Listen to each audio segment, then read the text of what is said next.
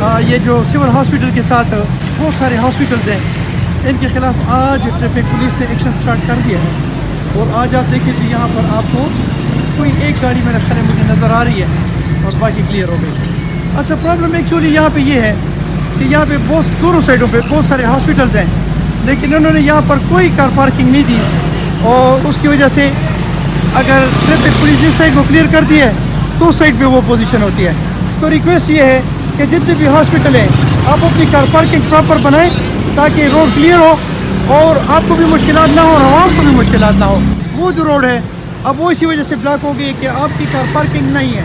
اگر ان اسپتالوں کی پراپر کار پارکنگ ہو، جتنے بھی ہاسپٹل ہیں ان میں سے کسی کی بھی کار پارکنگ نہیں، اور اس کی وجہ سے ان کی گاڑیاں تمام روڈ پہ کھڑی ہوتی ہیں۔ یہ روڈ تنگ ہونے کی وجہ سے اور کار پارکنگ نہ ہونے کی وجہ سے یہاں پر ایمبولینسز کے لیے اور فائر بریگیڈ کی گاڑیوں کے خصوصاً ایمبولینسز کے لیے پرابلم ہوتی ہے، لیکن